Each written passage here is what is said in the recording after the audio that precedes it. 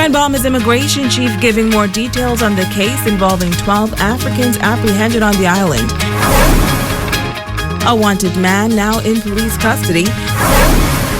And one woman shares her journey of tragedy and triumph. The Bahamas Tonight Northern Edition starts now. This is the Bahamas Tonight, the Northern Edition. Good evening, all. I'm Shashina Roll-Parkinson. As always, it is so great to have you with us.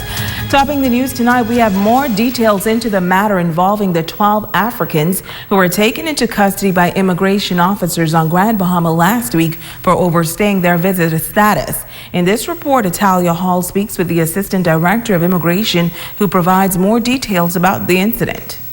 The group, consisting of 10 men and 2 women, reportedly departed Lagos, Nigeria on May 2nd, traveled to Istanbul, Turkey en route to Cuba, and arrived in Nassau on May 4th with hopes of reaching the United States.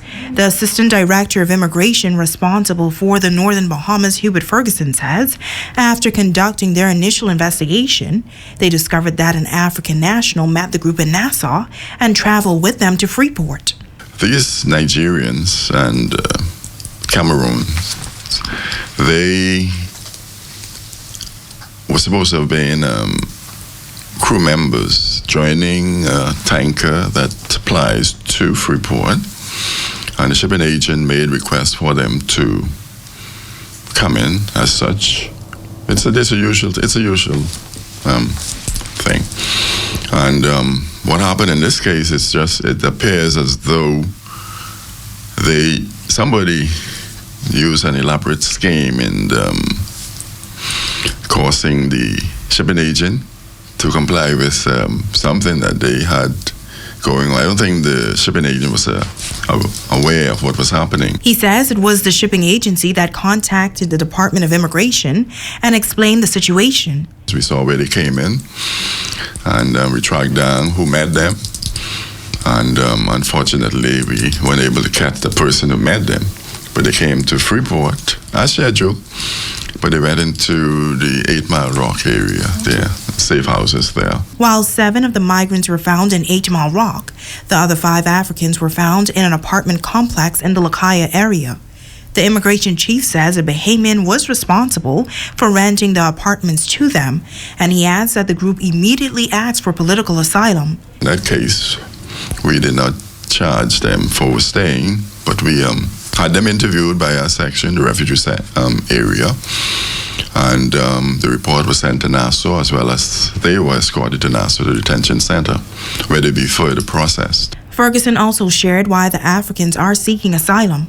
They gave these stories that, they were in the opposition, so they were very vocal, and as they had to escape, so there's a death threat on their lives. Now, the assistant director says in situations like this, when a person requests asylum, they would be interviewed. Their information is then passed on to the United Nations. A recommendation is then made by the United Nations, and a decision is made. Italia Hall, ZNS Network News. In other news, managers and supervisors at the Grand Lucaine Resort are one step closer to receiving the $4.4 million settlement that was reached between the government and the union. Tonight, a union executive is making an appeal for a speedy payout by the end of the month. The deal is finally sealed.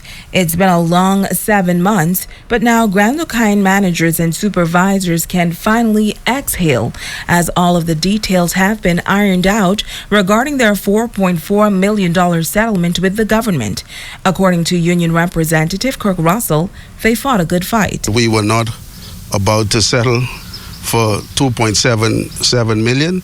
We were not going to settle for $3.1 million. We believe that it was wrong to suggest that managers who would have been employed for 12 years was entitled to be paid the same rate as managers who were working for the company, who are working for the company for up to 21, 22 years. He says in the end, both sides reached an amicable agreement. What we are now asking is that phase is complete We are satisfied. We met with our members prior to Monday, and our members voted overwhelmingly to accept the deal as negotiated by their union, and so we were happy with that. Now that the particulars have been worked out, he says it is time to pay up.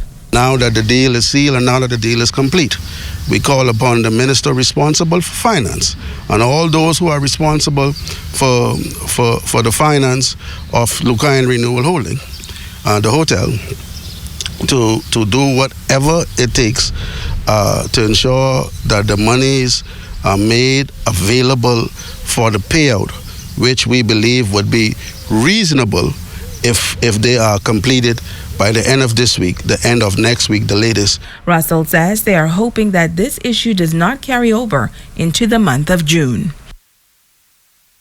Now on to news from the island of Bimini, where police are actively investigating the island's latest murder. A young man was shot and killed over the weekend at his home. Italia Hall has the report. The latest fatal shooting taking place around 3 a.m. Sunday, May 19th. Police on North Bimini say officers responded to the sounds of gunshots and went to the Bailey Town area where they found a man dead at his residence. The victim, believed to be Adrian Duncombe, had sustained gunshot wounds to the upper body.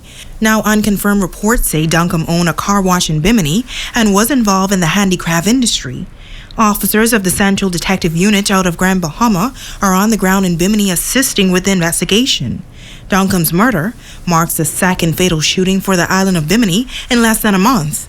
On Sunday, April 28th, 47-year-old U.S. citizen Aline Perez was shot and killed when he answered a knock at his home in Bimini around 1 a.m. Perez, the owner of Big John's Restaurant and Resort, was described as a beloved member of the business community on that island. Now, police are appealing to members of the public for any information they may have that can assist with both investigations.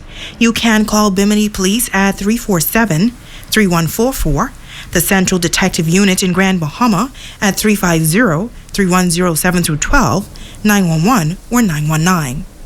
Italia Hall, ZNS Network News. You're watching the Bahamas Tonight, the Northern Edition. Stay with us. There's more news right after the break.